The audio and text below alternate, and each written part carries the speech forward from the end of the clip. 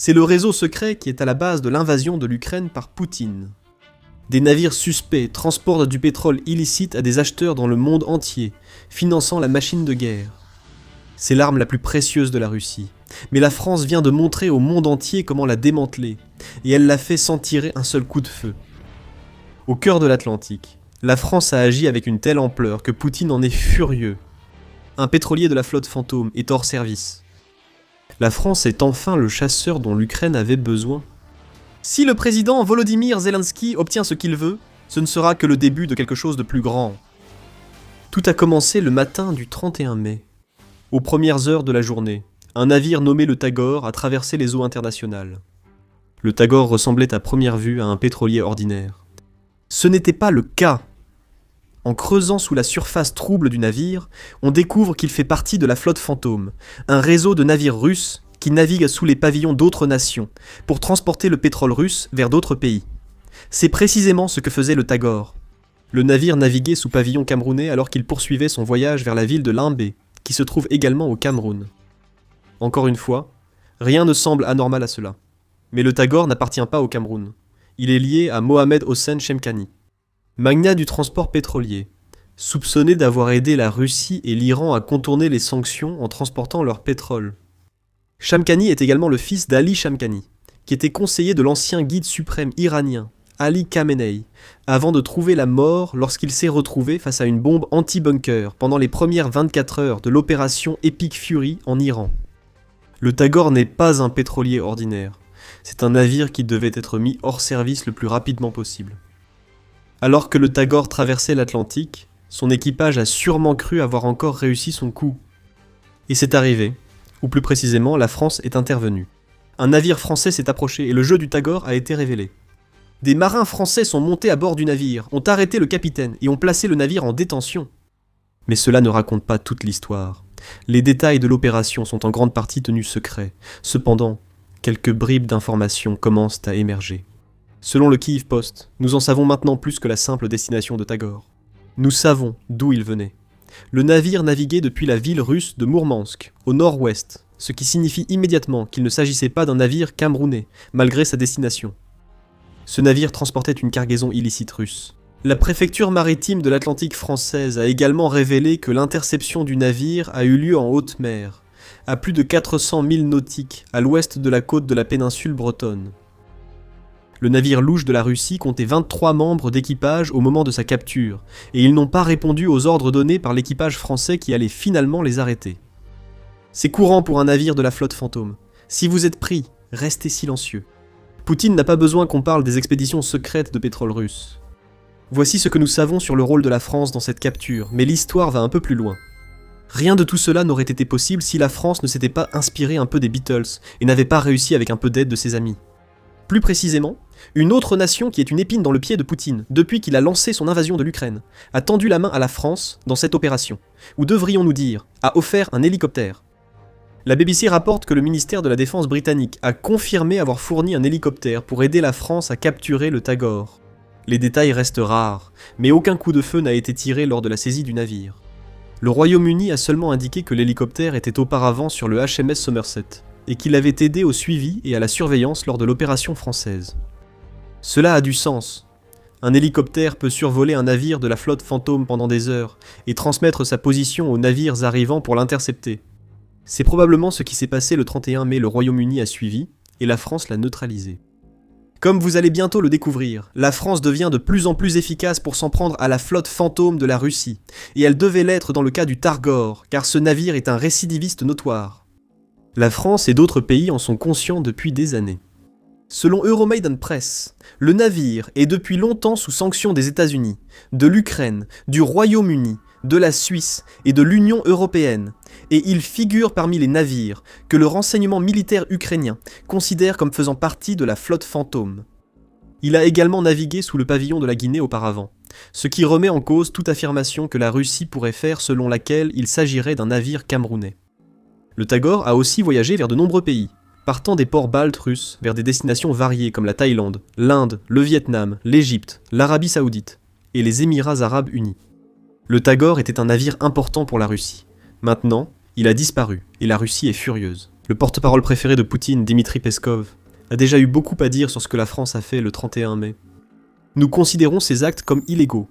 Ils frôlent la piraterie internationale, a déclaré Peskov avant de faire des affirmations vagues, selon lesquelles la Russie prend des mesures pour assurer la sécurité de sa cargaison. Oh Dmitri, tu viens de vendre la mèche. Souviens-toi, c'est un pétrolier de la flotte fantôme, censé être camerounais.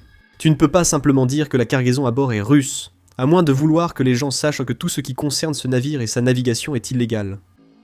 Emmanuel Macron a apporté la réponse parfaite aux propos de Peskov sur X le 1er juin. Il a jugé inacceptable que des navires contournent les sanctions, violant les lois maritimes et financent la guerre menée par la Russie contre l'Ukraine depuis plus de 4 ans, ajoutant que ces navires, ne respectant pas les règles élémentaires de navigation, menacent aussi l'environnement et la sécurité de tous. À vous de jouer, Russie. Il sera intéressant de voir comment la Russie assurera la sécurité de sa cargaison, désormais aux mains de la France. La Russie s'est contentée de demander la composition de l'équipage ayant placé le Targor en détention et de se plaindre du manque d'informations sur les mesures prises par la France contre le navire. Ce n'est guère le genre de réponse puissante que Peskov laisse entendre, mais c'est typique des menaces russes contre les pays de l'OTAN. Beaucoup de bruit pour pas grand-chose. D'ailleurs, si la Russie veut avoir une idée de ce qui attend le Targor et son équipage, elle n'a pas besoin de chercher bien loin. Nous vous avons dit plutôt que la France devient très efficace pour gérer les pétroliers de la flotte fantôme. Cette affirmation ne sort pas de nulle part. La France a de plus en plus d'expérience dans ce genre de situation, ce qui indique à la Russie tout ce qu'elle doit savoir sur le sort de son navire illicite et de son équipage. Mais avant d'aller plus loin, ceci est un petit rappel. Vous regardez The Military Show. Est-ce que vous appréciez cette vidéo? Parfait. Abonnez-vous à la chaîne. Nous publions ce type de vidéos chaque jour. Depuis septembre 2025, la France a mené des opérations d'arraisonnement similaires contre 3 autres pétroliers de la Shadow Fleet en plus du Tagor. D'abord, il y a eu le Borouchi, arraisonné par la France en septembre. Ce navire battait pavillon du Bénin, une petite nation ouest-africaine. Le capitaine du navire était chinois. Quelque chose cloche. Pourtant, le sort du capitaine Zhang Jichen, cité par Politico le 30 mars, montre ce qui pourrait arriver à quiconque était à la barre du Tagor. En mars, les tribunaux français ont condamné Chen pour avoir désobéi aux autorités après que les forces spéciales ont abordé son navire près de Saint-Nazaire. Le Borouchi transportait environ 100 millions de dollars de pétrole russe à ce moment-là et avait également à son bord 2 citoyens russes, que Chen n'a identifiés que comme des agents de sécurité. Chen a été condamné à 1 an de prison et à une amende d'environ 175 000 dollars pour son crime, bien que la sentence ait été prononcée par contumace. Néanmoins, si Peskov et l'ambassade russe veulent en savoir plus sur ce qui attend le Targor et son équipage, cette sentence donne une indication assez claire. La capture du Borouchi a semblé réveiller la France. Quelques mois plus tard, en janvier, la France a recommencé. Cette fois, la cible était un voilier pourri et roi des crapules nommé le Grinch. Un autre navire de la flotte fantôme soumis à des sanctions internationales, le Grinch, était commandé par un capitaine indien, et il traversait la mer Méditerranée depuis le même port de Mourmansk d'où partait le Targo. Cette fois, le navire russe battait pavillon des îles Comores. Il a été amarré sous surveillance dans un port près de Marseille. Il semble que le Grinch ait été libéré par la France après que son propriétaire a payé une amende de plusieurs millions de dollars. Le Moscow Times suggère qu'en février, la France a libéré un navire suspecté d'appartenir à la Shadow Fleet, autre que le Borodai. Un autre des navires louches de la Russie a mordu la poussière en mars. Cette fois, il s'agissait d'un navire nommé le Dana, qui partait, vous l'avez deviné, de Mourmansk, cette fois sous pavillon du Mozambique. Vous remarquez sans doute des schémas, notamment sur l'utilisation des ports russes et l'exploitation de pays africains pour cacher ces flottes fantômes. La ruse a échoué pour le Dana, qui a connu le même sort que les 2 précédents, et celui arraisonné par la France le 31 mai bon. La France affiche ici un taux de réussite intéressant. En 2026, le pays a saisi un pétrolier de la flotte fantôme tous les 2 mois. Si Volodymyr Zelensky obtient gain de cause, la France et d'autres pays occidentaux, ayant déjà sanctionné de nombreux navires russes, augmenteront bientôt ces chiffres. Nous y reviendrons dans un instant. Pour revenir au Targor, l'importance de la saisie de ce dernier navire de la flotte fantôme s'explique mieux lorsque l'on comprend pourquoi cette flotte est si importante pour la Russie. Depuis l'invasion de l'Ukraine par Vladimir Poutine, un vaste réseau de pétroliers permet à la Russie de contourner les sanctions des alliés de l'Ukraine. Ces navires ne sont pas de première catégorie. Les critères pour qu'un navire fasse partie de la flotte fantôme semblent être qu'il puisse encore naviguer, et qu'il soit le moins cher possible. Les préoccupations insignifiantes liées à la sécurité, à l'assurance et à la perspective de pétroliers, qui dans de nombreux cas ont depuis longtemps dépassé leur durée de vie, sont secondaires. La BBC rapporte que l'âge moyen d'un pétrolier de la flotte fantôme est d'environ 20 ans, et que la majorité sont mal entretenus, n'ayant pas servi depuis des années avant leur vente à la Russie. Voici ce que dit la Russie. Des épaves rouillées, transportant des millions de dollars de pétrole, des catastrophes environnementales flottantes, prêtes à se produire. Poutine ne se soucie que de l'acheminement du pétrole, peu importe la qualité des navires, tant qu'ils atteignent les acheteurs. Ces deux tâches expliquent pourquoi la Russie a dépensé des milliards pour créer son réseau secret de navires douteux. Obtenir des chiffres précis est difficile, c'est le but recherché. La Russie souhaite que le monde ignore au maximum ses navires. En décembre 2025, le Centre d'études stratégiques et internationales, ou CSIS, a estimé que la flotte fantôme comprenait jusqu'à 435 pétroliers, ce nombre passant à 591 navires, si l'on inclut les navires de soutien. Le CSIS a également estimé que le réseau naval douteux de Poutine transporte environ 3,7 millions de barils de pétrole par jour, ce qui représente 65% du commerce maritime du pétrole russe, et qu'il génère jusqu'à 100 milliards de dollars de revenus par an. C'est cette dernière partie qui compte tant pour Poutine. Tant que la flotte fantôme navigue, l'argent du pétrole entaché continue d'affluer en Russie, que le Kremlin peut taxer pour renflouer ses caisses de guerre. Malgré les chiffres du CSIS, certains estiment qu'ils ne reflètent pas l'ampleur réelle de la flotte fantôme. Dans un rapport de novembre 2025, Maritime News a affirmé que la flotte russe compte en réalité 3240 navires. Si c'est vrai, la flotte fantôme serait plus de 6 fois supérieure aux estimations du CSI. Le Kyiv Independent a poursuivi sur cette lancée, notant que la flotte transporterait supposément 337 millions de barils par mois, ce qui équivaut à un peu plus de 11,2 millions de barils par jour. C'est encore bien supérieur à l'estimation du CSIS, et suggère que les revenus pétroliers de la Russie via sa flotte atteindraient des centaines de milliards de dollars par an, plutôt que 100 milliards au maximum. Peu importe quel chiffre reflète le mieux la réalité. L'essentiel, c'est que Poutine a besoin de la flotte fantôme. Sans elle, la bouée de sauvetage pétrolière finançant l'invasion de l'Ukraine s'épuise, entraînant moins de gros salaires pour les soldats et encore moins d'équipements au front. Mais face à de tels chiffres, la saisie d'un pétrolier de la flotte fantôme par la France semble dérisoire, même s'il est important. On peut voir les choses ainsi, c'est vrai, mais l'essentiel, c'est ce qui suit. La France, par ses saisies, montre à la Russie qu'elle ne plaisante pas avec la flotte fantôme. Si la France détecte un pétrolier suspect, elle fera tout pour le saisir. Ainsi, les routes jugées sûres par la Russie ne le sont plus. Les capitaines qui étaient prêts à accepter un pot de vin quand l'application des sanctions était assez laxiste pour que le jeu envahisse la chandelle vont y réfléchir à 2 fois avant de prendre la mer, sachant qu'un séjour dans une prison française pourrait les attendre. Il s'agit avant tout d'augmenter le coût du maintien de la flotte fantôme, que ce soit en obligeant les pétroliers délabrés de la Russie à emprunter des routes plus longues et plus dangereuses, ou en faisant en sorte que moins de marins soient prêts à monter à bord de ces navires dès le départ. Plus le risque est élevé, plus les revenus générés par la flotte fantôme diminuent.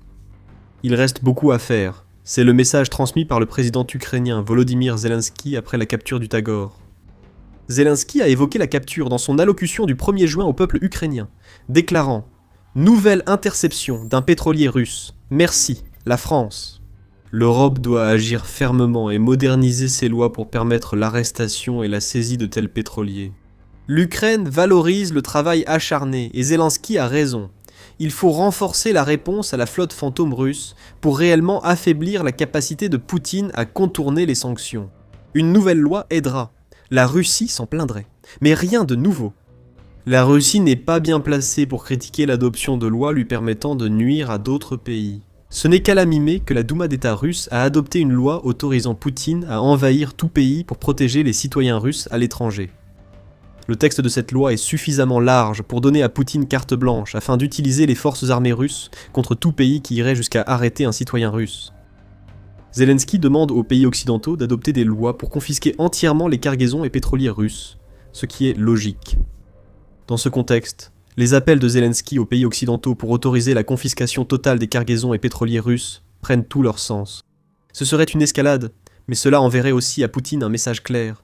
Il ne pourra plus agir librement, avec sa flotte fantôme contournant les sanctions. Pour l'Ukraine, la récente saisie par la France doit servir de tremplin à de plus grands progrès, et non constituer le sommet des sanctions.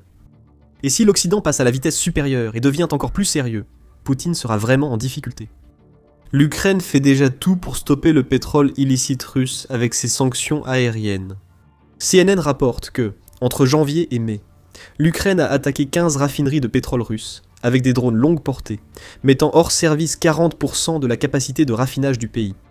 Ces frappes s'ajoutent aux attaques contre les terminaux pétroliers russes pour empêcher la flotte fantôme de charger et exporter le pétrole. Tous les éléments pour écraser la flotte fantôme sont réunis. L'Ukraine frappe le pétrole russe à la source, réduisant l'utilisation des ports essentiels au chargement de ce pétrole. La France a montré que la prochaine étape doit être de mieux appliquer la loi en mer. Alors que l'Ukraine frappe la source, l'Occident devrait cibler les navires quittant la Russie. Le réseau prétendument impossible à arrêter de navires louches de Poutine sera arrêté, et l'approvisionnement pétrolier vital de la Russie sera étranglé, paralysant ainsi l'armée russe. La France vient de tracer la feuille de route pour le reste de l'Occident, et elle l'a fait sans tirer un seul coup de feu. Lorsque la Russie a envahi l'Ukraine, Poutine pensait qu'il avait toutes les défenses nécessaires. De toute façon, l'Ukraine ne pouvait pas frapper la Russie. Elle n'avait pas de missiles. De quoi la Russie devait-elle s'inquiéter ? L'apprenti empereur serait bientôt couronné dirigeant de l'Ukraine. Mais l'empereur est nu, et il en va de même pour son pays. La Russie vient de se retrouver nue face à l'Ukraine, ouvrant la voie à des frappes répétées sur les bijoux de famille de Poutine. Coup après coup, tout s'effondre en Russie, alors que l'Ukraine est passée de proie à prédateur. L'Ukraine est désormais le prédateur des airs. Elle contrôle le ciel, alors que tout le réseau de défense russe est sur le point de s'effondrer. Personne n'aurait pu s'attendre à cela. Durant la guerre en Ukraine, l'attention s'est portée sur la capacité de l'Ukraine à se défendre contre l'offensive terrestre russe et les bombardements aériens. Passer à l'attaque n'était pas au cœur des discussions. C'était particulièrement le cas en 2022. Il y a un an à peine, on évoquait surtout comment l'Ukraine pouvait utiliser sa technologie de drone en progrès pour se défendre face aux attaques russes. L'ambiance, jusqu'à récemment, a été parfaitement résumée dans un article du Atlantic Council de juillet 2025. L'utilisation innovante et en rapide évolution des véhicules aériens sans pilote par l'armée ukrainienne pour créer une défense en couche est souvent appelée un « mur de drones », déclarait l'article. L'attention portait aussi sur la manière dont les défenses ukrainiennes pourraient servir de modèle pour bâtir un mur de drones à l'échelle européenne. Il est certain que la maîtrise des drones par l'Ukraine est, et continuera d'être, un élément clé de la défense du pays. Mais 2026 a apporté un changement majeur dans la façon dont les drones ukrainiens sont perçus. Autrefois limités à intercepter des projectiles russes et infliger des pertes, ces drones sont désormais de vraies machines à tuer. En entrant dans l'année 2026, quelque chose a changé dans la façon dont l'Ukraine utilisait les drones. Soudain, les frappes en profondeur sur le territoire russe, ciblant infrastructures énergétiques et militaires, ont été rejointes par des frappes à moyenne portée. De nouveaux drones survolent le front et frappent la logistique, les postes de commandement et les lignes d'approvisionnement russes pour affaiblir les forces de Poutine. Cela n'était pas censé être possible. L'Ukraine passait à l'attaque avec des armes qui étaient censées aider à sa défense, et la Russie a commencé à se retrouver exposée. Comment cela s'est-il produit ? Blâmer l'arrogance de Poutine et son incapacité à envisager la possibilité que l'Ukraine puisse un jour développer des capacités à longue ou moyenne portée. Poutine avait tort. À sa grande horreur, l'Ukraine a utilisé ses capacités croissantes en matière de drones pour attaquer la seule chose que la Russie devait protéger contre la guerre de drones lancée par l'Ukraine. Les défenses aériennes russes se sont effondrées par centaines.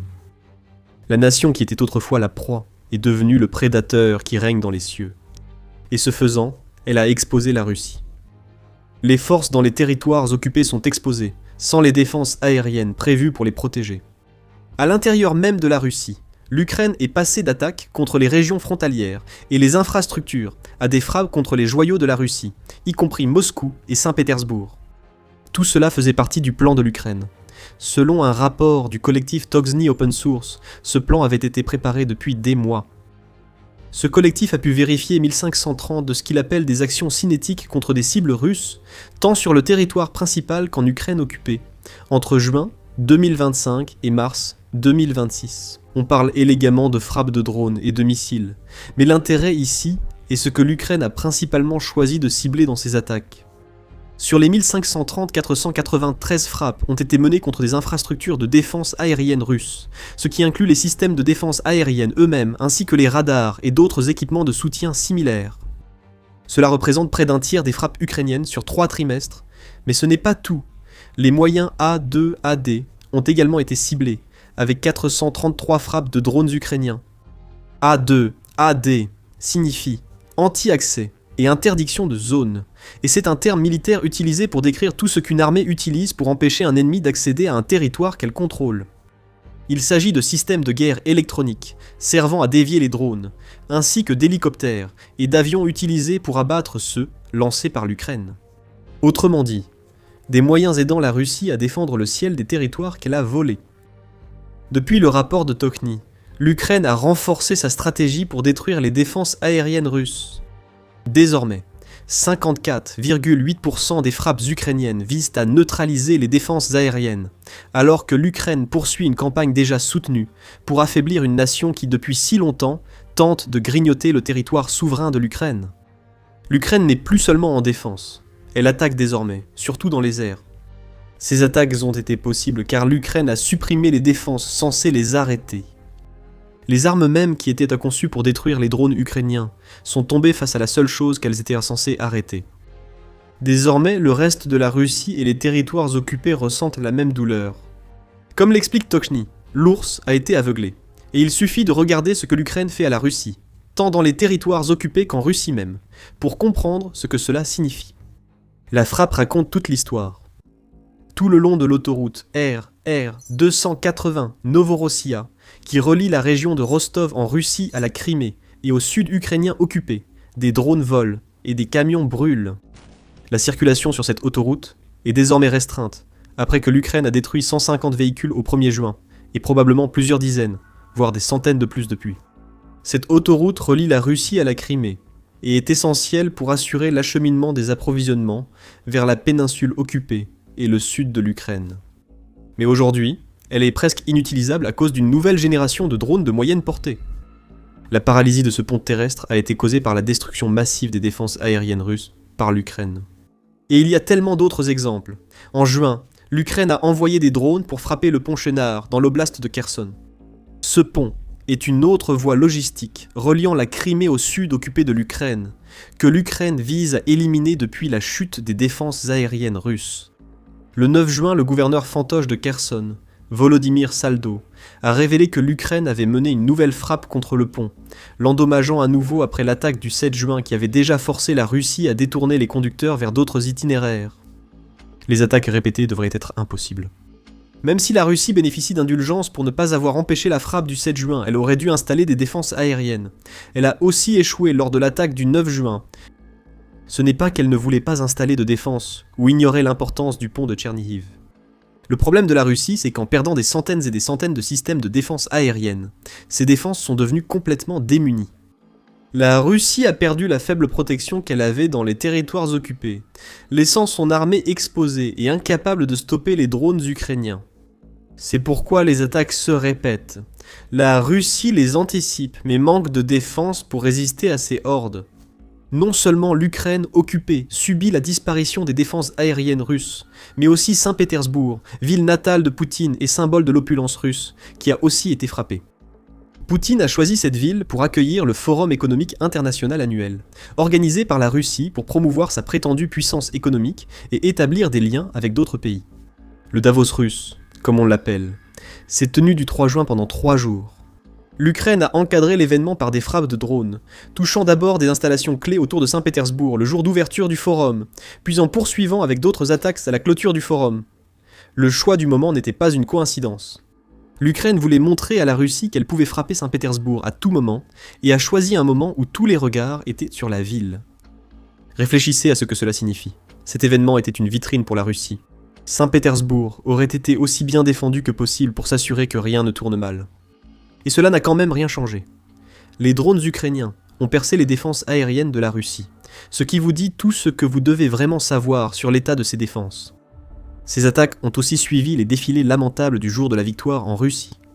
Ces défilés, qui sont censés être une autre grande démonstration, cette fois de la puissance militaire de la Russie, ont été réduits au point qu'aucun équipement militaire n'a été exposé lors du passage du défilé sur la place rouge de Moscou. Pourquoi ? Parce que la Russie craignait que l'Ukraine attaque pendant le défilé, sachant que son réseau de défense aérienne en ruine ne pourrait stopper un grand nombre de drones. Comme le souligne Christian Terès, membre du Parlement européen, les régions de Leningrad et Moscou sont densément peuplées et cruciales pour l'économie de guerre russe. L'Ukraine mène avec succès une guerre économique et psychologique classique contre eux. C'est la situation créée par l'Ukraine avec ses attaques contre la défense aérienne russe. Elles sont si affaiblies que la Russie et ses territoires occupés sont désormais vulnérables. Et rien de tout cela ne s'améliorera pour la Russie. Ce qui était la plus grande force de la Russie est devenu sa plus grande faiblesse, bouleversant la guerre en Ukraine. Avant d'expliquer pourquoi, rappelons que vous regardez The Military Show. Si vous aimez ce que vous voyez sur notre chaîne, assurez-vous de vous abonner pour ne jamais manquer une vidéo. Ce que cela implique pour la Russie alors que Poutine poursuit sa campagne désastreuse pour s'emparer de l'Ukraine. La Russie est maintenant à découvert.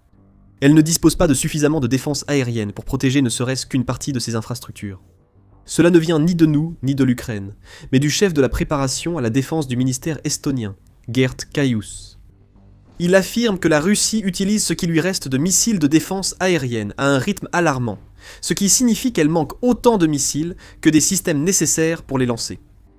À l'arrière russe, en Ukraine occupée, les défenses russes ont été tellement dégradées que l'Ukraine a obtenu des poches localisées de supériorité aérienne, lui donnant le contrôle de portions de ciel sans défense.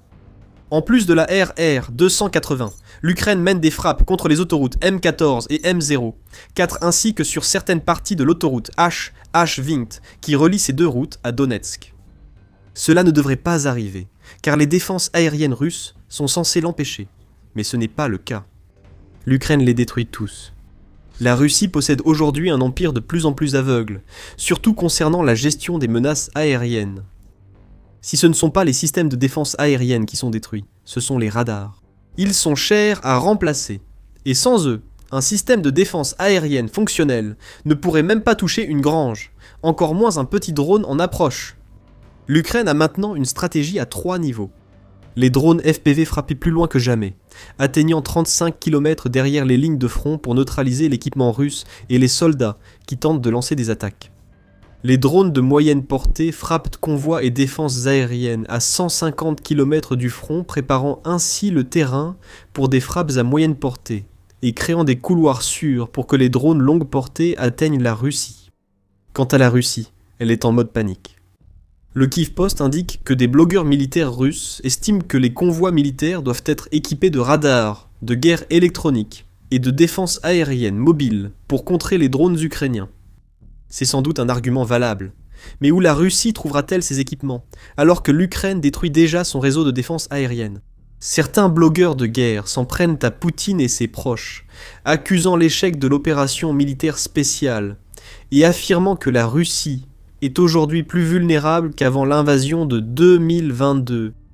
La nouvelle voix de l'Ukraine rapporte que ces blogueurs deviennent plus courageux et plus francs dans leurs critiques envers Poutine, alors qu'auparavant, ils dirigeaient leurs critiques contre les généraux choisis par le dirigeant russe. RBC Ukraine indique que ces critiques atteignent même le Kremlin, poussant la Russie à censurer ses blogueurs militaires en réprimant des réseaux sociaux comme Telegram. C'est typique de Poutine.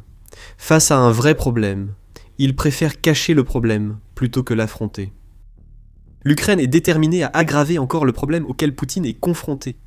Le Financial Times rapporte que le ministère de la Défense ukrainien a indiqué que l'Ukraine a construit 441% de drones de reconnaissance en plus au cours des 4 premiers mois de 2026 par rapport à la même période en 2025. Ces drones repèrent les positions russes et identifient les systèmes de défense aérienne à cibler. L'Ukraine a aussi accru de 312% sa production de drones d'attaque moyenne portée sur la même période, garantissant ainsi des armes pour frapper dès que des cibles sont repérées par les drones de reconnaissance. Mais le vrai problème reste. Le fait que l'Ukraine détruise une si grande partie du réseau de défense aérienne russe, au point que ces drones puissent pénétrer dans des villes emblématiques comme Moscou et Saint-Pétersbourg, est déjà suffisamment grave. Le vrai problème pour Poutine est qu'aucun moyen ne semble permettre à la Russie de faire marche arrière et de retrouver sa dignité. La Russie essaye de trouver des solutions. Le développement de la citadelle ZAC-30 en est un exemple. Ce n'est pas une nouvelle arme anti-aérienne, mais une tourelle utilisant des canons de 30 mm existants, intégrant radar, contrôle de tir automatisé et suivi électro-optique, permettant le tir de munitions à explosion programmée. La Russie cherche clairement de meilleures solutions contre les drones ukrainiens, qui contournent et détruisent fréquemment ces systèmes de défense aérienne avancés. C'est sans doute une idée judicieuse pour contrer les drones ukrainiens, mais quelques canons ne régleront pas les importants problèmes de défense aérienne de la Russie. Et il est peu probable qu'ils soient déployés à grande échelle pour avoir un réel impact. Et cela met en évidence le véritable problème de la Russie qui se cache derrière tout cela. En combinant pays et territoires occupés, cela représente trop de terres à défendre avec un stock décroissant de systèmes de défense aérienne et de missiles. Des solutions comme la ZAC-30 Citadel ne résolvent pas le problème de la Russie, incapable de construire assez de systèmes de défense aérienne et de missiles pour remplacer ceux perdus face à l'Ukraine. La Russie n'arrange pas non plus sa situation en matière de missiles. Selon un rapport du 5 juin, Euromédan Presse indique que la Russie convertit des missiles de défense aérienne pour renforcer ses frappes balistiques contre l'Ukraine. La Russie aurait doublé le rythme de ses conversions, rendant ses assauts aériens plus puissants. Mais la contrepartie de cette puissance est la perte de missiles de défense aérienne, qui sont déjà en très faible quantité. C'est une stratégie à courte vue montrant le désespoir de la Russie. Elle sacrifie les armes dont elle a le plus besoin pour lancer quelques attaques désespérées contre l'Ukraine. La Russie veut donner le coup de grâce pour cacher que ce que nous voyons est en fait une ultime tentative désespérée de victoire. Nous ne voyons toujours pas de solution au problème central. La Russie, déjà trop vaste pour être défendue, a vu ce handicap s'accentuer après le démantèlement par l'Ukraine de son réseau de défense aérienne. Selon le Conseil de l'Atlantique, environ un quart du territoire russe est désormais à la portée des drones ukrainiens. Cela peut sembler peu impressionnant jusqu'à ce que vous réalisiez que 70% de la population russe y vit. La plupart des principaux atouts militaires, industriels et énergétiques russes sont donc à portée de frappe de l'Ukraine. Pour la Russie, cela fait encore trop de territoire à défendre, et elle doit à chaque panne de radar ou de défense aérienne prendre une décision difficile. Faut-il remplacer le système détruit ? Étant donné la production limitée de défense aérienne en Russie, cela implique souvent d'en retirer un ailleurs. Une zone doit être affaiblie pour renforcer une autre déjà vulnérable face aux drones ukrainiens. Si aucun remplacement n'est trouvé, ces drones frapperont à nouveau. Nous avons vu l'Ukraine faire exactement cela au pont Chénard, et cela a paralysé une route logistique russe clé par la même occasion. Il n'y a pas de bonne décision pour la Russie ici. Peu importe l'option choisie, quelque chose que la Russie veut protéger, et que l'Ukraine veut frapper, devient vulnérable. La vulnérabilité de la Russie est évidente selon le Conseil de l'Atlantique, qui précise que même dans les meilleures conditions, le Kremlin aurait du mal à mettre en place un réseau de défense aérienne efficace à l'échelle nationale. C'est un bon point. Même si la Russie n'avait pas à faire face à la menace croissante des drones ukrainiens, elle ne serait pas capable de protéger correctement son territoire. Elle serait obligée de compter sur sa simple taille, et sur l'espoir vague que les armes produites par son ennemi n'aient pas la portée nécessaire pour toucher quoi que ce soit. Ironiquement, cela signifie aussi que des régions comme l'Extrême-Orient russe sont sous-protégées. Ce qui veut dire que la Russie ne peut même pas retirer des défenses aériennes de ces régions pour remplacer les systèmes perdus dans les zones qui se trouvent à portée de l'Ukraine. Encore une fois, on constate de nombreux problèmes que la Russie ne peut résoudre. Quand on dit que la Russie est à découvert, c'est exactement ce que l'on veut dire. Son réseau de défense aérienne, qui était déjà trop faible pour tout protéger, a été exposé et dégradé. L'Ukraine va continuer à se renforcer et mener d'autres frappes dans les territoires occupés, préparant davantage d'attaques en Russie. Ce que nous avons vu en 2026 est impressionnant, mais ce n'est pas le sommet de ce que l'Ukraine peut accomplir. Avec la neutralisation croissante des défenses aériennes et l'augmentation de la production de drones, les joyaux de la couronne de l'Empire russe seront encore plus touchés. Poutine sera mis à genoux. Et quand il lèvera les yeux en larmes, il ne verra que plus de drones ukrainiens. La stratégie géniale de l'Ukraine lui a également permis de se mettre en position de frapper des endroits que personne n'avait jamais touchés auparavant. La ville natale de Poutine, Saint-Pétersbourg, n'a pas eu beaucoup de chance récemment. Début juin, l'Ukraine a déclenché une tempête de drones qui a humilié le dirigeant russe, à la veille de la plus grande conférence économique de la Russie. Environ une semaine plus tard, une nouvelle frappe a suivi. Et c'était énorme. Les habitants de Saint-Pétersbourg ont pu croire à une explosion nucléaire, car l'Ukraine a généré une boule de feu visible depuis l'espace. L'Ukraine a créé la recette parfaite. Ajoutez une part de drone à 5000 tonnes de munitions, et vous obtenez une explosion massive qui a marqué Saint-Pétersbourg à jamais. Le 5 juin, l'Ukraine a envoyé une horde de drones en Russie. Saint-Pétersbourg était la cible. Plus précisément, les drones ukrainiens suivaient une trajectoire qui les menait au cœur du 15e arsenal de la marine russe. Ces drones ont volé sans encombre, les défenses aériennes russes ayant totalement échoué à les abattre. Finalement, après avoir parcouru 1000 km, les drones ont atteint leur cible, Bolchaïa Ijora, dans la région de Leningrad. Puis les drones ont frappé. Ils ont détruit un des principaux dépôts de munitions de la flotte russe de la Baltique. L'Ukraine a confirmé la frappe, mais la chaîne Telegram russe Dosia Shpiona a été parmi les premières à annoncer la nouvelle et à montrer la puissance de l'attaque ukrainienne. Lors de l'attaque, environ 40 drones de frappe ont été utilisés, dont 32 ont été abattus par les systèmes de défense aérienne. La frappe a visé des installations de stockage au sol dans des hangars, ce qui a entraîné la détonation de leur contenu, selon la chaîne. Vladimir Poutine ne sera pas content de ce rapport. Il a renforcé la répression contre Telegram en Russie précisément parce qu'il ne veut pas que le monde ou son peuple sachent à quel point l'Ukraine réussit sa campagne de frappe en profondeur.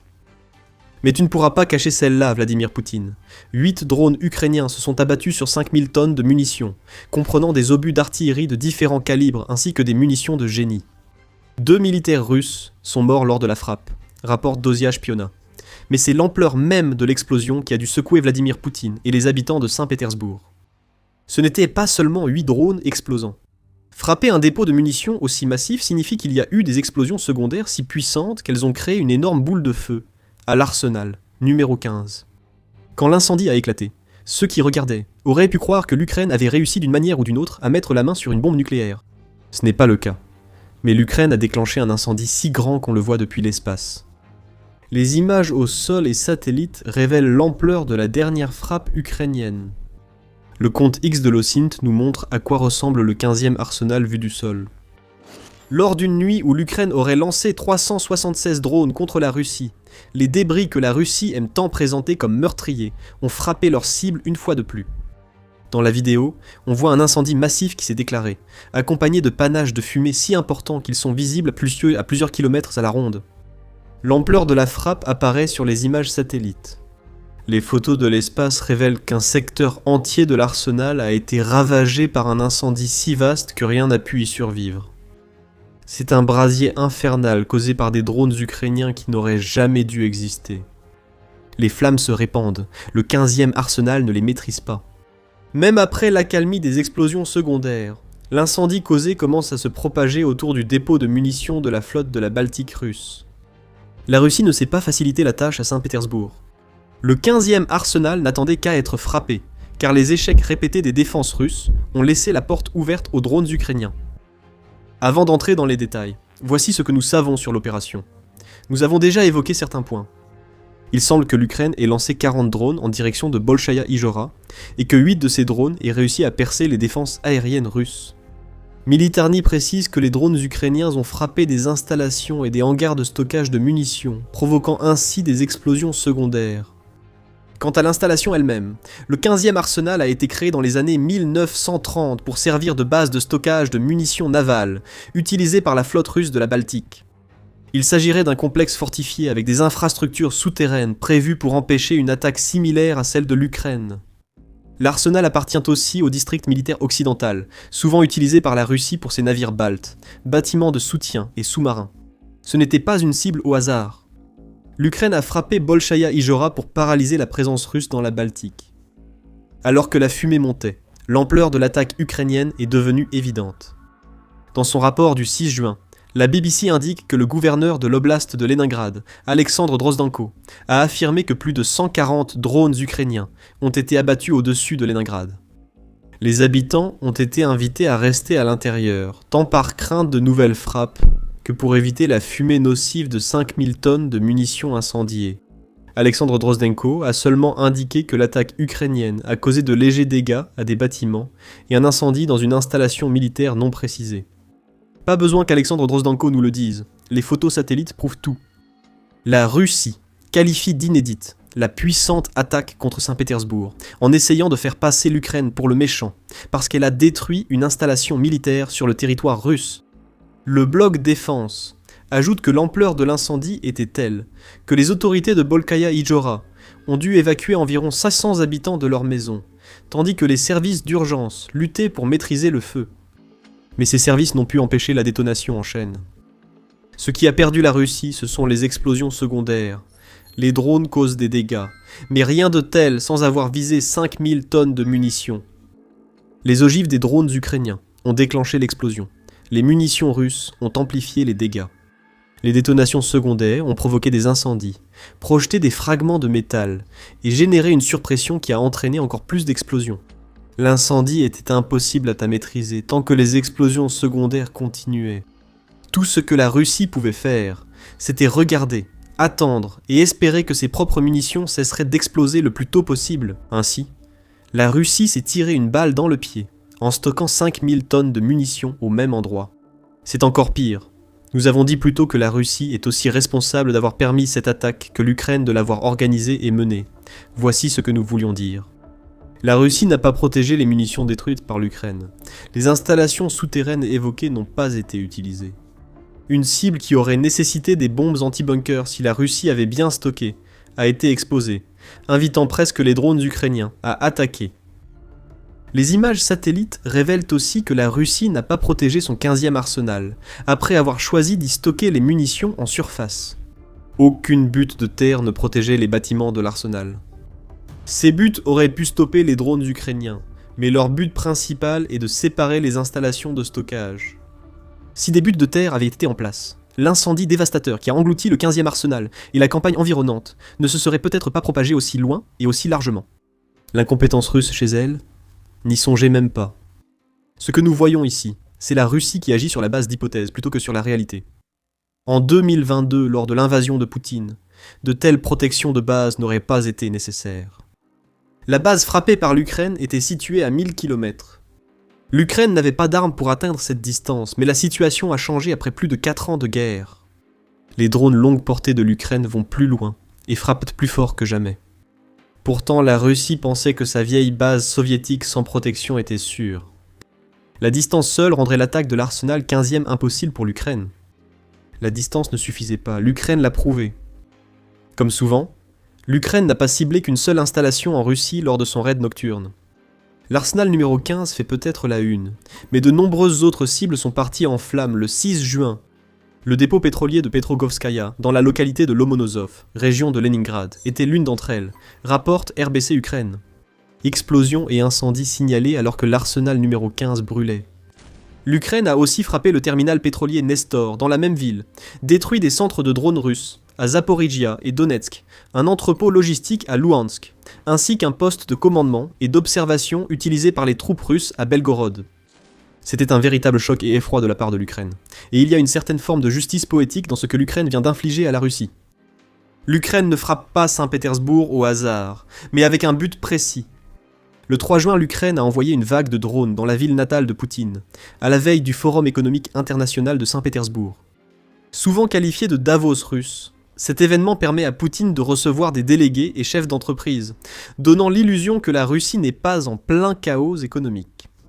L'Ukraine a saisi l'occasion en frappant par drone lors de l'ouverture du Davos russe, assombrissant le ciel de Saint-Pétersbourg et mettant hors service des sites énergétiques et militaires, focalisant ainsi toutes les discussions sur l'action des drones ukrainiens. Le 6 juin, l'Ukraine a terminé la conférence économique de Poutine par une nouvelle série de frappes, causant un incendie visible depuis l'espace. Poutine a profité de l'intervalle entre les frappes pour déclarer qu'il était inutile de négocier la paix avec l'Ukraine. Le dirigeant russe a choisi la guerre. L'Ukraine a répondu en concoctant un œuf explosif qu'elle a lancé en plein visage de Poutine. Aussi précieuse que soit l'humiliation de Poutine sur la scène internationale qu'il avait créée en Russie, le 6 juin ne se limitait pas à secouer Saint-Pétersbourg et Leningrad par des frappes. Cette attaque de drone montre que l'Ukraine ouvre un nouveau front contre la Russie. C'est un front que Poutine n'aurait jamais imaginé voir s'ouvrir, et cela va tout changer dans cette guerre. Mais avant d'expliquer pourquoi, voici un petit rappel. Vous regardez The Military Show. Si vous appréciez cette vidéo, abonnez-vous pour ne rien manquer de ce que nous allons proposer ensuite. La frappe ukrainienne du 6 juin visait la région baltique, pas seulement Saint-Pétersbourg. L'Ukraine a ainsi ouvert un nouveau front. Nous en avons parlé plus tôt en révélant que le 15e arsenal servait la flotte baltique russe. Le bloc défense montre la profondeur de ce soutien, précisant que l'arsenal comprend plus que des obus d'artillerie. La Russie s'en sert aussi pour stocker, réparer, entretenir et éliminer les missiles et torpilles de la flotte baltique. Donc, ce que nous voyons ici n'est pas une frappe aléatoire. Cela fait partie d'une campagne concertée de l'Ukraine pour paralyser la présence russe dans la Baltique. Repensez aux frappes du 3 juin que nous venons de mentionner. L'un des objectifs visés par l'Ukraine ce jour-là était la base navale de Kronstadt, et elle a touché directement une corvette du projet 20 380, nommée Boïki, qui fait partie de la flotte russe de la Baltique. 3 jours plus tard, l'Ukraine a frappé un dépôt de munitions alimentant la flotte. L'humiliation est un effet secondaire réjouissant. Ce que l'Ukraine fait vraiment ici, c'est lancer une campagne destinée à rendre la Russie impuissante dans la région de la Baltique. Un nouveau front s'est ouvert à des centaines de kilomètres de l'Ukraine, dans une région que Vladimir Poutine n'aurait jamais envisagé de défendre. Les répercussions de tout cela sont énormes. Les drones ukrainiens ont envoyé un message explosif au Kremlin. Plus rien de Russes n'est en sécurité dans la région baltique. Il n'y a plus de port sûr. Au contraire, l'Ukraine étend une campagne navale remarquable qui a commencé en mer Noire et qui s'étend désormais bien au-delà de ses frontières. Cette campagne n'implique pas de navires de guerre, car l'Ukraine n'en possède pas digne de mention. L'Ukraine emploie une stratégie asymétrique meurtrière, utilisant drones aériens, maritimes et parfois des missiles, afin de neutraliser la puissance navale russe dans la guerre lancée par Poutine. Comment la Russie a-t-elle réagi jusqu'ici ? Elle a posé des filets anti-drones sur certains navires de la flotte de la Baltique, puis s'est arrêtée. C'est un effort surtout symbolique, ces filets arrêtant parfois de petits drones FPV, mais étant inutiles contre les drones lourds de frappe à longue portée que l'Ukraine vise désormais sur les infrastructures baltes russes. La flotte de la Baltique est désormais menacée. Les frappes sur les ports et corvettes russes imposent à la Russie des réparations qu'elle ne peut gérer. La disparition des stocks de munitions prive les navires de guerre russes de toute menace en mer Baltique. Si c'est vrai que des missiles et des torpilles ont brûlé aux côtés de l'artillerie au 15e arsenal, alors la Russie vient de perdre des systèmes d'armes complexes qui sont de plus en plus difficiles à remplacer, alors que les chaînes d'approvisionnement et le poids de 26 655 sanctions pèsent lourdement. La flotte de la Baltique compte parmi les principaux atouts navals russes. Non seulement à cause de la menace qu'elle représente, mais aussi en raison de son histoire. La Russie maintient une flotte navale dans la Baltique depuis 1703. La flotte compte des dizaines de navires, des destroyers soviétiques aux corvettes modernes. Cette flotte vise à projeter la puissance et à permettre à la Russie d'intimider les États baltes, la Finlande, la Suède et l'OTAN. Mais l'Ukraine tourne tout cela en dérision, en ouvrant un front balte sans l'implication de l'OTAN. La flotte baltique russe ne peut guère nuire à l'Ukraine, sauf en envoyant parfois des navires lancer missiles et drones. Mais cela fait de ces navires de guerre des cibles, comme la Russie l'a appris en mer Noire. L'Ukraine n'a pas annoncé son objectif, même s'il paraît clair, dérussifier la région baltique. Un incendie visible depuis l'espace envoie un message très clair. Cependant, l'Ukraine est assez intelligente pour savoir que la puissance russe dans la Baltique ne vient pas seulement d'une flotte de navires de guerre. La Russie possède également des ports dans la mer Baltique, et ces ports sont essentiels pour garantir que les exportations de pétrole russe puissent être acheminées vers d'autres pays, générant ainsi des milliards de dollars pour le trésor de guerre de Poutine. Donc l'Ukraine vise aussi ces ports. En mars, des drones et missiles ukrainiens ont frappé à plusieurs reprises les ports baltes de Primorsk et Osluga.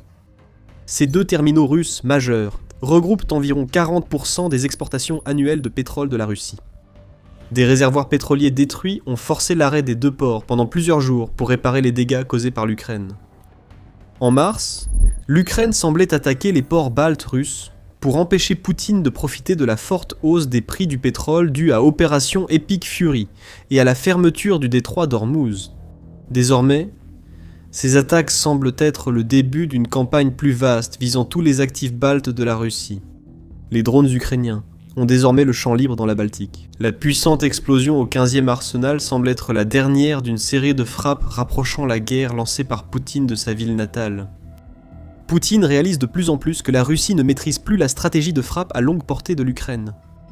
Des drones parcourant 1000 km et atteignant leur cible n'étaient jamais censés réussir de telles frappes. C'est le résultat du temps, de l'énergie et de l'argent investis par l'Ukraine pour développer les armes nécessaires afin que la Russie ressente la douleur de la guerre déclenchée par Poutine. La stratégie de frappe à longue portée de l'Ukraine a évolué. Ce qui n'était autrefois que des frappes isolées est devenu une campagne soutenue où l'Ukraine bombarde des villes entières à plusieurs reprises pendant des mois. Nous voyons cela à Saint-Pétersbourg et dans la région de Leningrad. Ces derniers mois, l'Ukraine a laissé d'énormes cratères enflammés dans des raffineries, ports et dépôts de munitions. L'objectif principal de l'Ukraine est d'affaiblir l'économie russe et de paralyser de l'intérieur la machine de guerre de Poutine. Ça fonctionne. L'offensive de printemps de la Russie a échoué, et cela a coûté à Poutine plus de 30 000 soldats par mois pour très peu de gains territoriaux. Ce n'est pas une coïncidence. C'est la conséquence directe des frappes vues le 6 juin. Et il y a deux choses qui transforment cette situation déjà mauvaise en un cauchemar pour Poutine. La Russie ne peut pas stopper l'Ukraine, et d'autres actions suivront. Longtemps force de la Russie, l'immensité du pays est aujourd'hui sa plus grande faiblesse. Une immense masse terrestre qui a stoppé de nombreuses armées ne peut empêcher les drones et missiles ukrainiens d'atteindre leurs cibles. Au contraire, la Russie constate que ses défenses aériennes sont de plus en plus sollicitées et incapables d'arrêter l'Ukraine.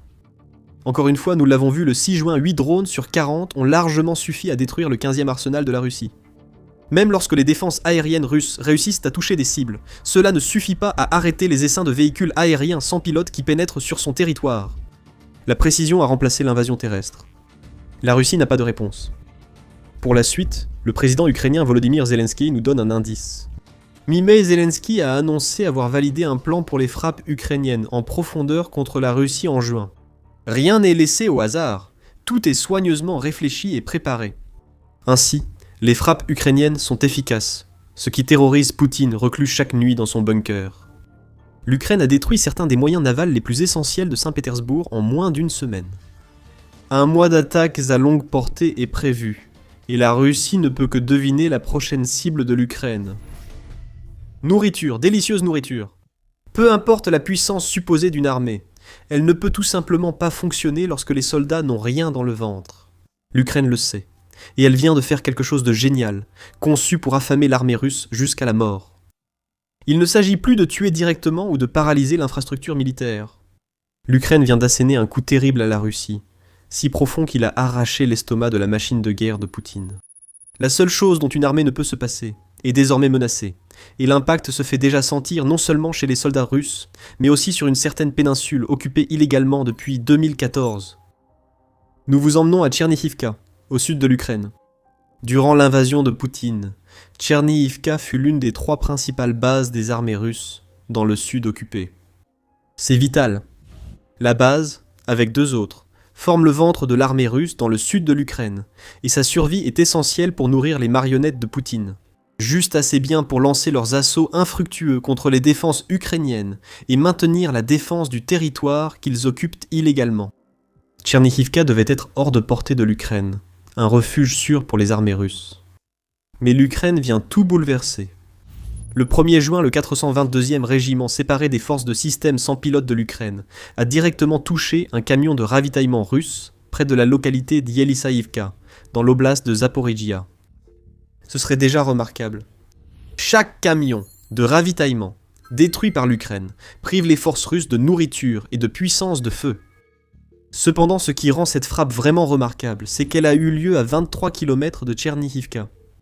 Ce n'est pas seulement que la frappe était à 23 km.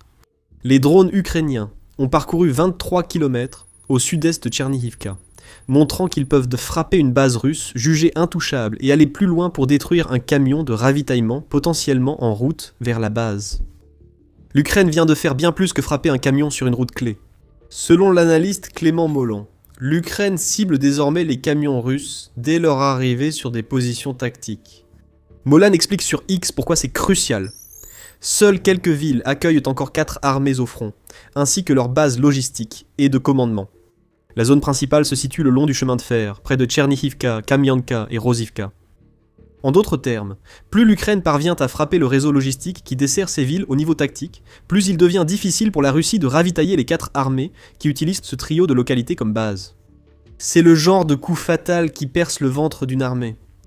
La campagne accrue de l'Ukraine contre la logistique russe vise aussi d'autres objectifs que le blocage des livraisons de carburant et de matériel militaire. Les camions russes détruits pouvaient transporter tout type de matériel, y compris la nourriture vitale pour une armée chargée de lancer des assauts constants dans le sud et l'est de l'Ukraine. Ces assauts sont inexistants, ou très faibles quand les soldats manquent de nourriture. Les restes calcinés d'un camion de ravitaillement à 23 km au sud-est de Tchernihivka envoient un message clair à la Russie. 4 armées risquent d'être affamées et contraintes d'abandonner leur position. C'est là que la situation devient vraiment sérieuse pour la Russie. S'il ne s'agissait que d'un seul camion de ravitaillement en feu, cela n'aurait pas beaucoup d'importance. La perte d'un camion de ravitaillement nuit à la Russie, mais ne paralyse pas une armée, encore moins 4. Ce n'est pas qu'un camion, il y en a des centaines. L'Ukraine a mené une campagne coordonnée à moyenne portée, coupant l'approvisionnement russe dans des zones que la Russie pensait invulnérables aux frappes ukrainiennes. Les 3 jours entre le 30 mai et le 1er juin illustrent le succès immense que l'Ukraine connaît avec cette campagne.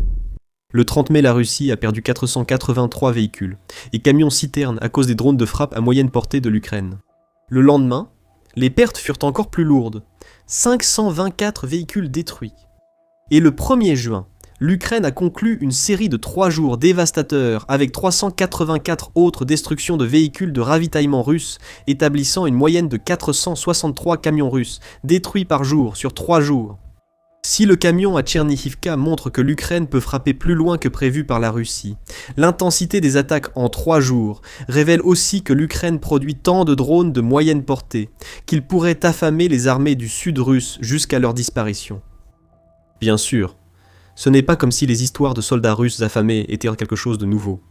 Plus tôt en 2026, les services de renseignement ukrainiens ont révélé que certains soldats russes sont tellement désespérés par la faim qu'ils en viennent à cannibaliser les restes de leurs camarades morts pour avoir un peu de viande dans le ventre. Parfois, RFU News indique que des soldats russes se tirent dessus pour obtenir de la nourriture.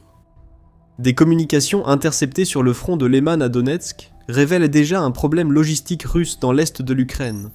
Avant, on recevait 1 ou 2 barres de chocolat 2 fois par jour. Maintenant, cela fait 3 jours sans manger, et demain, ce sera le 4e, dit un soldat dans un enregistrement intercepté. Mais l'action de l'Ukraine dans le sud est différente.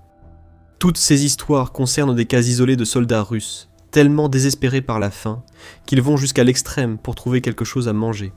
Oui, des campagnes ukrainiennes localisées qui ont empêché ces soldats de recevoir des ravitaillements ont certainement joué un rôle, mais il n'y avait rien de concerté du côté de l'Ukraine.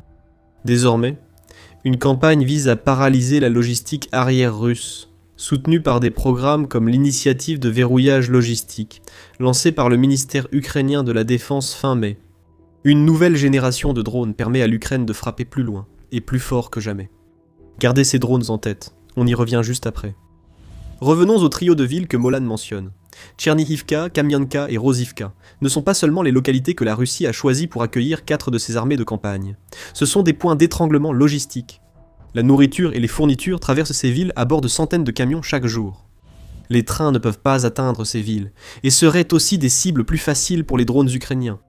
Quels que soient les itinéraires alternatifs recherchés par la Russie, tous ces camions doivent inévitablement converger vers ce trio de villes pour ravitailler les armées du Sud. C'est inévitable. Ce qui était censé être infranchissable a maintenant été frappé. L'Ukraine peut transformer ces goulets d'étranglement logistique en pièges mortels pour les armées du Sud de la Russie. La presse Euromaidan imagine un avenir où l'Ukraine déploiera des essaims de drones IA de moyenne portée vers ces 3 localités. Ces drones seront programmés pour frapper tous les camions qu'ils verront, précisément aux endroits où la Russie a le plus besoin de ces camions. Les véhicules doivent se converger vers Tchernihivka, Kamianka et Rozivka. La planification militaire russe ne lui a laissé aucune option. L'Ukraine a montré qu'elle pouvait atteindre l'arrière russe. Puis, une campagne coordonnée pour rendre ces nœuds logistiques inutiles pour les 4 armées du sud de la Russie. L'Ukraine a aussi les drones requis pour cela. Le 30 mai, la BBC a indiqué avoir confirmé 14 attaques la semaine précédente, où des drones ukrainiens ont détruit des véhicules russes, transportant nourriture, carburant et munitions, sur des routes clés reliant la Russie à la Crimée occupée, et à d'autres territoires occupés du sud de l'Ukraine. Ce nombre est bien inférieur à la réalité, mais ce rapport est intéressant car de nombreux incidents concernaient le drone Hornet. Ce drone, qui ne coûte que 5 000 $ à fabriquer, transporte une ogive de 5 kg et peut parcourir jusqu'à 200 km. Il est doté d'une intelligence artificielle. Il a été entraîné sur littéralement des milliers d'heures de séquences de drones enregistrées par l'Ukraine, ce qui signifie qu'il sait précisément ce qu'il doit cibler, sans nécessité d'intervention humaine pour effectuer ses frappes. Ce sont le genre de drones que l'Ukraine peut utiliser pour affamer les armées de campagne du sud de la Russie. Tout ce que l'Ukraine a à faire, c'est de les envoyer rôder autour des 3 localités que nous avons mentionnées dans cette vidéo. L'IA fait le reste. Le Hornet détecte une cible, l'identifie grâce aux milliers d'heures d'images utilisées pour entraîner l'IA du drone, puis s'y concentre.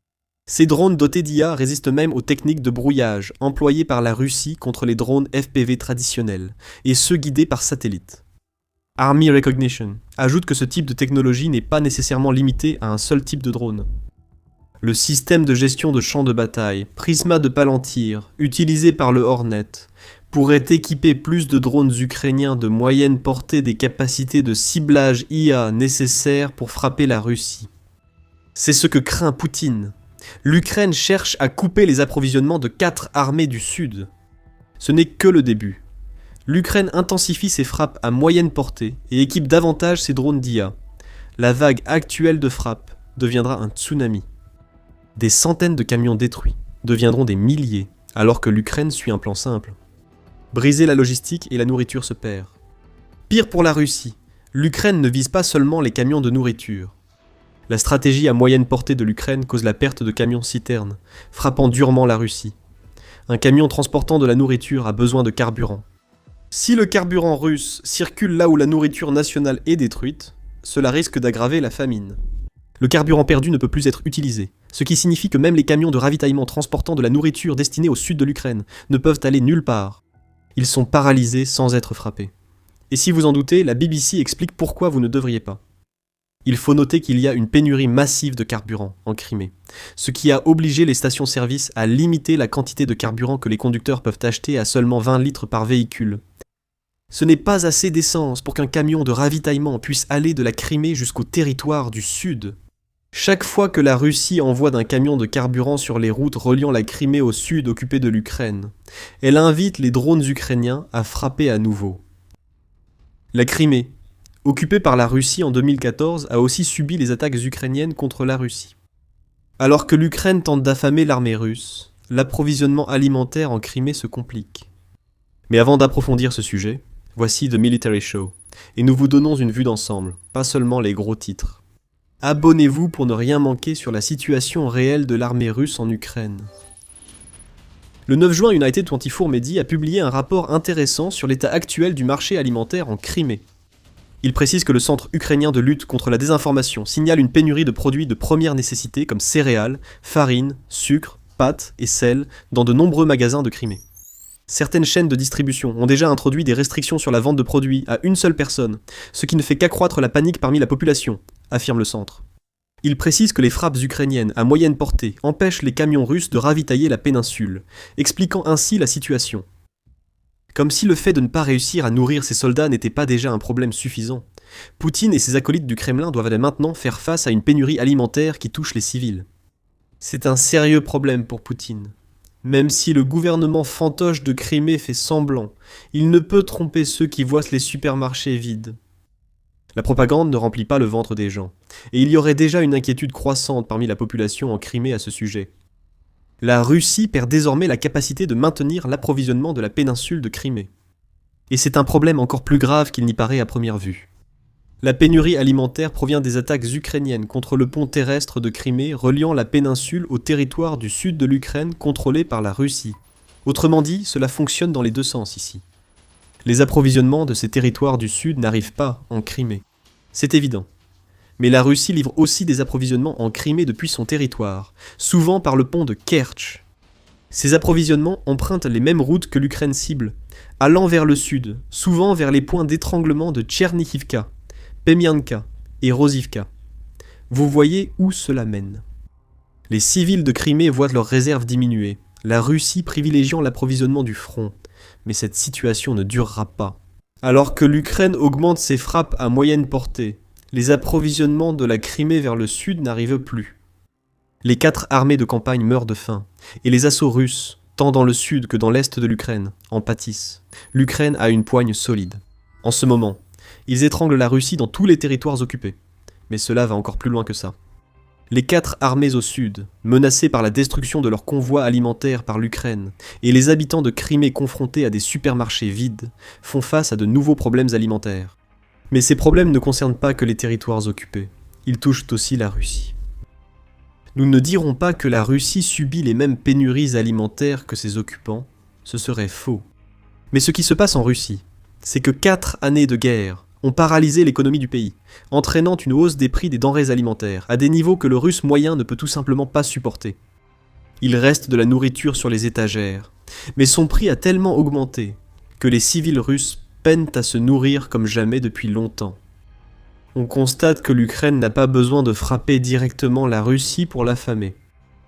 Les attaques contre les Russes persistent, et chaque victoire de l'Ukraine complique la situation de Poutine et de son peuple.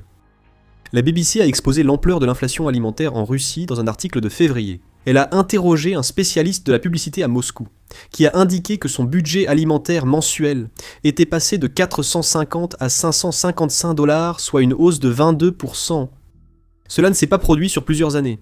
Ce choc massif des prix a été infligé à Alexandre en l'espace d'un seul mois. À plus grande échelle, on peut voir que les prix de presque tous les produits de base en Russie ont explosé, augmentant entre 24 et 26%. Les pommes de terre et le chocolat sont les principaux coupables, car leurs prix ont augmenté respectivement de 167% et de 125% en 2 ans. Mais peu importe où vous regardez, c'est la même histoire. Le prix du lait a augmenté de 59% en Russie entre 2024 et le début de 2026. Les haricots en conserve coûtent maintenant 55% de plus. Le fromage est 50% plus cher. Et même une simple miche de pain blanc coûte à un Russe 45% de plus en 2026 qu'en 2024. C'est le coût rarement visible de la guerre en Ukraine pour la Russie.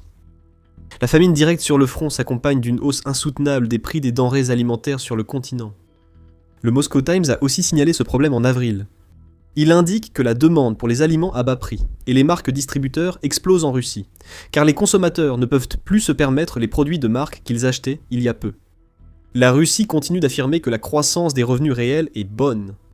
L'Agence nationale de statistique Rosstat a toutefois noté que la croissance avait ralenti en 2025 passant de 8,2% en 2024 à 7,4%. Et que le dernier trimestre de 2025 avait vu la croissance des revenus chuter à 5,8%. Ces chiffres seraient justes si l'inflation alimentaire ne dépassait pas largement cette croissance, même pour les produits de base. Encore une fois, la Russie ne risque pas de manquer de nourriture pour sa population sur le continent. Il est peu probable que nous voyions une situation similaire à celle de la Crimée se produire à Moscou. Nous constatons surtout que la guerre de Poutine affecte économiquement le citoyen russe moyen. Une économie plus proche de la ruine qu'en 2022 rend de plus en plus difficile aux Russes moyens de se nourrir. Les 4 armées russes du Sud sont dans une situation bien pire. Ce sera bientôt le cas, alors que l'Ukraine étend sa campagne à moyenne portée pour affaiblir l'armée russe. Ce n'est pas un drone détruisant un camion à 23 km au sud-est de Tchernivka qui pose le principal problème. Cette frappe incarne le vrai danger pour l'armée russe. Les zones sûres des territoires occupés sont maintenant menacées. L'Ukraine a repéré les points d'étranglement logistique pour la posture militaire russe dans le sud. Il ne reste plus qu'à resserrer l'étau. Des essaims de drones IA et plus d'attaques contre les camions entre la Crimée et le sud occupé vont suivre. Bientôt, les rayons vides de Crimée s'accompagneront d'une pénurie alimentaire pour 4 armées. Les offensives seront hésitantes, offrant à l'Ukraine plus d'occasions de contre-attaquer et de repousser la Russie. La Crimée montre que la Russie a plus de problèmes alimentaires et de carburant que dans ses autres territoires occupés. Un soldat avance prudemment sur un terrain découvert.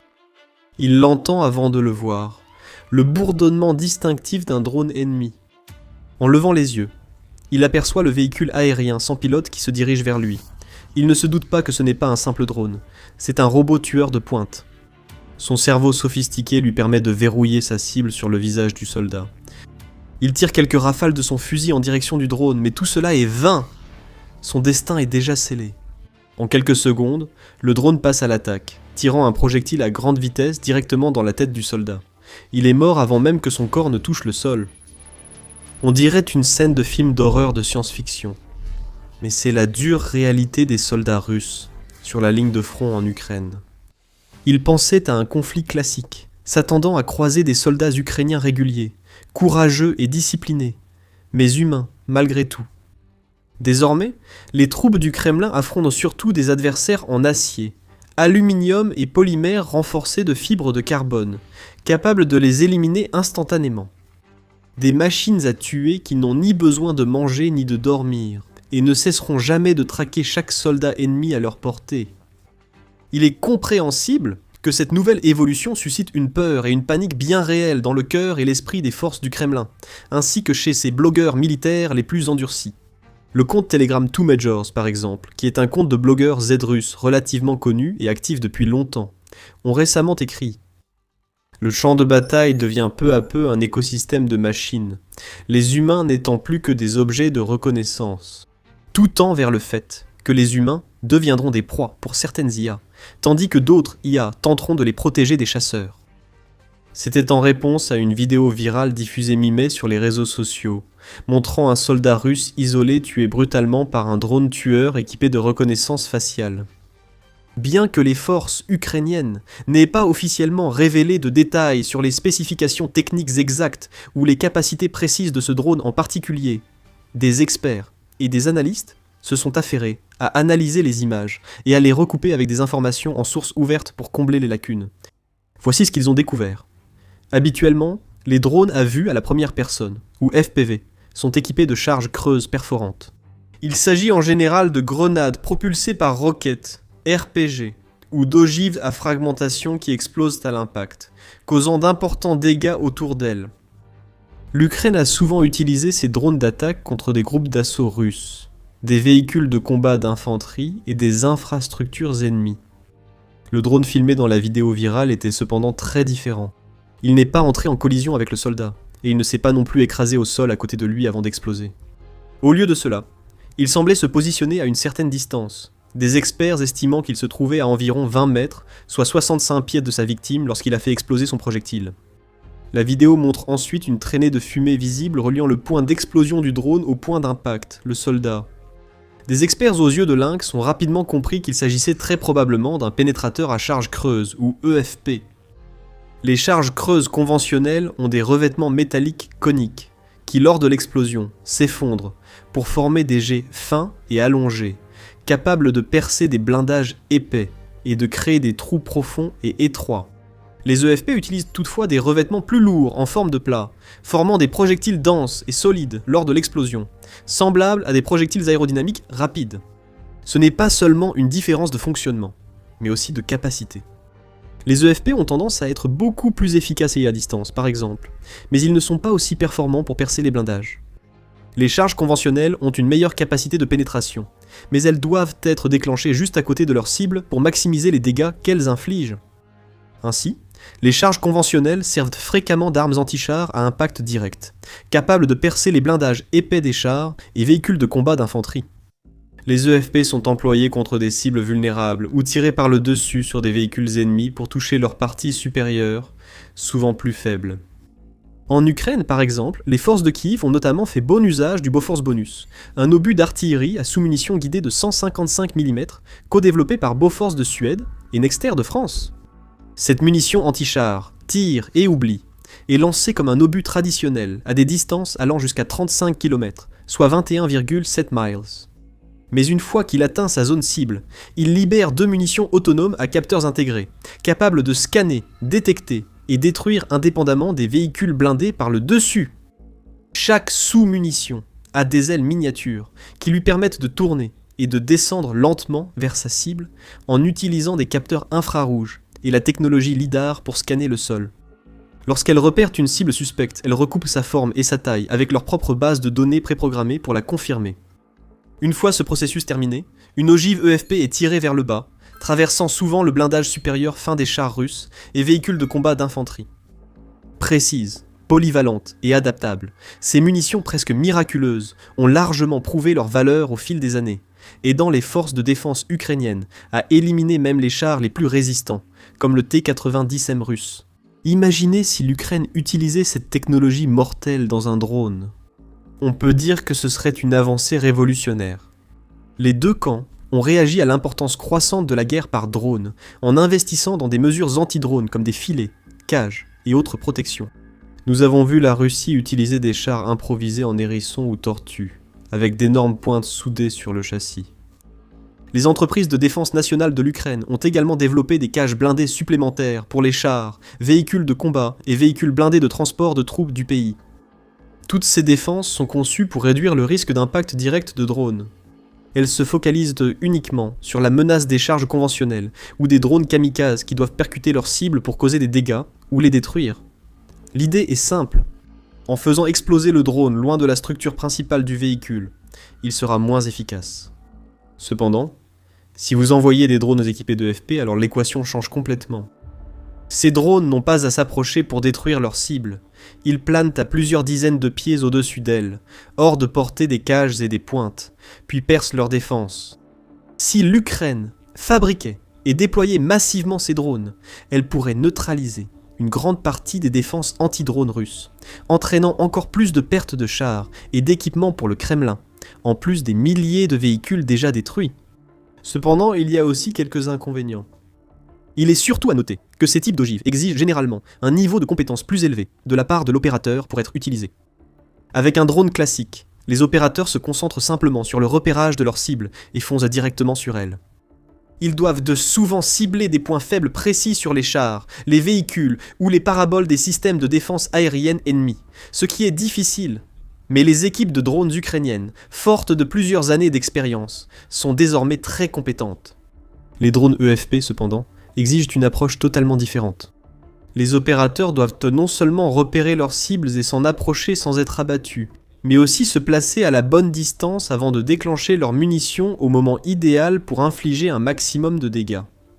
Ce n'est pas facile. C'est plus complexe pour des cibles plus petites comme le personnel. L'Ukraine a déjà essayé par le passé d'utiliser des drones FPV équipés de têtes de guerre de type Claymore pour éliminer les troupes russes. Cependant, les opérateurs les trouvaient difficiles à utiliser, devant déclencher les charges à la bonne distance et sous le bon angle. Une erreur de quelques degrés suffisait à rater complètement leurs ennemis. Donc, même si l'Ukraine commençait une transition vers des drones EFP, cela pourrait être un processus assez lent, car les opérateurs de drones devraient être formés pour utiliser au mieux ces systèmes plus avancés. Mais que se passerait-il s'ils avaient un peu d'aide supplémentaire sous la forme de l'intelligence artificielle ? Cela changerait tout. Au fait, si c'est le genre d'analyse que vous souhaitez voir davantage, assurez-vous d'être abonné à l'émission militaire. Nous expliquons les choses de cette façon à chaque fois. En 2018, un YouTuber nommé Michael Reeves a réalisé une vidéo légère qui tournait essentiellement autour de la création d'un essaim de drones capable de se verrouiller sur le visage de leur cible. Il a combiné un logiciel de reconnaissance faciale et des systèmes d'autopilotage IA pour créer des drones d'attaque autonomes et abordables qui s'écrasaient sur la tête des gens. Ces drones n'étaient pas armés. Mais que se passerait-il s'ils l'étaient ? Aujourd'hui, en 2026, la guerre entre la Russie et l'Ukraine est presque entrée dans une phase de saturation par les drones. Des essaims de drones FPV envahissent chaque jour le ciel de la ligne de front, traquant et détruisant tous les ennemis ou équipements qu'ils repèrent. Beaucoup de drones utilisés par l'Ukraine sont équipés d'au moins une forme d'intelligence artificielle. Avec des entreprises de défense nationale comme 4ème Loi et des sociétés internationales comme Orterion, qui produisent des modules complémentaires avancés, il est désormais possible de transformer efficacement n'importe quel petit drone d'attaque simple en une munition beaucoup plus intelligente, alimentée par l'IA, capable d'identifier, de verrouiller et de poursuivre ses cibles avec une précision et une efficacité impitoyables. L'Ukraine a largement employé cette technologie innovante pour rendre ses drones plus efficaces face aux technologies de guerre électronique ennemies. La Russie utilise souvent des systèmes de guerre électronique, comme des brouilleurs, pour couper les communications des drones. Cela provoque la perte de contrôle et l'atterrissage sans danger du drone dans un champ voisin, au lieu d'atteindre sa cible. Des fabricants affirment que les drones FPV avec IA sont 2 fois plus efficaces que les manuels, avec un taux de réussite de 80% contre 40% pour les modèles classiques. Ils ne sont pas très chers. L'Ukraine peut produire des drones FPV simples avec des modules d'autonomie IA basiques pour moins de $500 l'unité. Certains systèmes de ciblage IA coûtent seulement $100. Ils sont aussi faciles à utiliser. Quand vous avez un cerveau IA à l'intérieur de votre drone qui peut prendre en charge au moins une partie du travail de détection et de frappe des cibles ennemies, cela facilite grandement la vie de l'opérateur humain. En effet, Lorsque ces systèmes fonctionnent bien et ne sont pas brouillés ou perturbés, ils sont remarquablement simples à utiliser. Même des pilotes novices peuvent s'en servir pour éliminer plusieurs cibles rapidement, en guidant le drone et laissant l'IA finir le travail. C'est l'aspect clé concernant les robots tueurs. Pour être efficaces, ils doivent être faciles à utiliser. L'IA peut le permettre. Avec les bons modules, les bons cerveaux, les bonnes technologies autonomes, ces drones pourraient inaugurer un tout nouveau niveau de guerre par drone, où les anciennes règles établies ne s'appliquent plus. Les FPV classiques, reposant sur un impact direct, peuvent être évités et contrés. Les soldats russes ont découvert qu'ils pouvaient lancer des objets sur ces drones juste avant l'impact pour les faire exploser plus loin, augmentant ainsi leurs chances de survie. Ils peuvent utiliser tout ce qu'ils trouvent dans la zone, des pierres au sol, aux fusils qu'ils tiennent, voire même les casques qu'ils portent sur la tête. Ils peuvent également tirer sur les drones FPV lorsqu'ils s'approchent, en utilisant des fusils de chasse et des armes similaires pour stopper les drones ennemis sur place. Ces drones devant s'approcher, il n'est pas très difficile pour des soldats entraînés de les abattre en vol. Même guidés par des pilotes IA, ces drones rencontreront toujours des obstacles, rendant l'atteinte des cibles plus difficile. Les drones EFP alimentés par des systèmes d'IA avancés ne courent aucun de ces risques. Ils seront capables de lancer des munitions explosives directement et avec précision sur les soldats ennemis, sans même avoir besoin de s'approcher suffisamment pour s'inquiéter des tirs de fusils de chasse ou d'autres projectiles. Ils seront plus meurtriers, plus intelligents et bien plus difficiles à éviter. Tout soldat russe qui en croisera un. Ces robots tueurs seront plus susceptibles de prendre la fuite et de courir pour sauver leur vie plutôt que d'essayer de les combattre. À long terme, cela pourrait être ce dont l'Ukraine a besoin pour renforcer son avantage et atteindre ses objectifs. L'un de ces objectifs, sans doute le plus important actuellement, est d'éliminer plus de troupes russes que jamais. Le major Robert Magyar-Brovdi, figure majeure des forces de système sans pilote ukrainiennes, a souligné à plusieurs reprises l'importance d'augmenter le nombre d'ennemis éliminés. Lui et de nombreux commandants espèrent que l'Ukraine éliminera les Russes plus vite qu'ils ne sont recrutés, et ils sont déjà sur la bonne voie. Début 2026, les statistiques indiquent que les pertes russes dépassent le recrutement, le commandant en chef ukrainien Oleksandr Syrsky, déclarant « Chaque jour, l'armée russe perd au moins 1000 militaires tués et blessés. Depuis le début de 2026, les pertes totales de l'ennemi ont déjà dépassé 141 500 hommes, dont plus de 83 000 sont irréversibles. Les forces ukrainiennes éliminent régulièrement 30 000 militaires russes, ou plus chaque mois. Mais ils ne veulent pas s'arrêter là. Ils visent des objectifs nettement plus élevés, de 40 000 voire 50 000 idéalement d'ici la fin de 2026, et ils adaptent activement leurs tactiques pour y parvenir, tout en recherchant des défenses plus puissantes et des armes plus innovantes et percutantes pour soutenir leurs efforts. Les robots tueurs pourraient être décisifs dans cette offensive, et les responsables russes s'inquiètent déjà du potentiel de ces nouveaux systèmes. Le canal Telegram russe, Rus Panorama, a récemment diffusé une vidéo d'un drone EFP éliminant un soldat du Kremlin, avec la légende « L'ennemi utilise désormais des drones tactiques améliorés, dotés d'intelligence artificielle de combat. Des signes de ciblage facial et une signature thermique intégrée au cerveau des drones sont présents. » Il est important de rappeler qu'aucune de ces informations n'est officielle et que l'Ukraine n'a rien confirmé. Ces forces de défense n'ont pas expliqué clairement les capacités de ces drones, ni leur production en série. Nous ne savons pas s'ils utilisent un guidage par intelligence artificielle ou s'ils sont contrôlés manuellement, ni quel taux de réussite ou quelle efficacité globale ils pourraient atteindre. Nous ne pouvons même pas être totalement certains qu'ils sont programmés pour viser le visage ou la tête, car nous ne disposons pour l'instant que d'une seule preuve, la vidéo virale, sur laquelle nous appuyer. Cette vidéo suffit déjà à alerter Moscou. Les Russes travaillent sûrement déjà à développer des contre-mesures contre cette nouvelle technologie inquiétante. Ils pourraient, par exemple, envisager d'équiper les soldats de masques pour cacher leur visage, ce qui pourrait aider à neutraliser toute forme de reconnaissance ou de détection faciale que les drones pourraient utiliser. Les soldats pourraient aussi apprendre à couvrir leur visage ou leur tête avec les bras, ou à se recroqueviller en boule pour être moins visibles et moins repérables par leurs ennemis lors du passage de drones. Sans plus d'informations sur les drones et leurs capacités, la Russie a peu d'espoir de les contrer.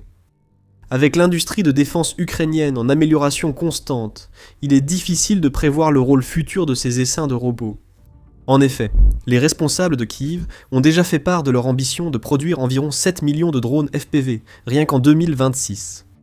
Grâce à une telle capacité de production, le pays pourrait rapidement fabriquer de nombreux drones et causer des pertes inédites aux Russes. Pendant des décennies, les auteurs de science-fiction et les réalisateurs de films ont imaginé des mondes peuplés de robots tueurs, capables de scanner les visages humains, de distinguer les civils des soldats, et d'éliminer brutalement leurs ennemis plus vite qu'ils ne peuvent cligner des yeux. En Ukraine, ces histoires prennent vie. Et lorsque les robots tueurs seront totalement déchaînés, il n'y aura plus aucun endroit où les Russes pourront se cacher. Ceci n'est qu'un exemple parmi de nombreuses innovations militaires impressionnantes venues d'Ukraine ces dernières semaines. Regardez cette vidéo pour découvrir une bombe guidée locale, capable de frapper loin derrière les lignes ennemies avec une grande précision. Sinon, regardez cette vidéo pour voir comment l'étau se resserre lentement mais sûrement autour du président russe, Vladimir Poutine, avec des dizaines de pays prêts à mettre lui et ses acolytes du Kremlin derrière les barreaux. Pour plus de reportages de dernière minute, d'analyses approfondies, et de décryptage détaillé des derniers développements de la guerre entre la Russie et l'Ukraine. N'oubliez pas de vous abonner à l'émission militaire dès aujourd'hui. Et merci, comme toujours, de nous regarder.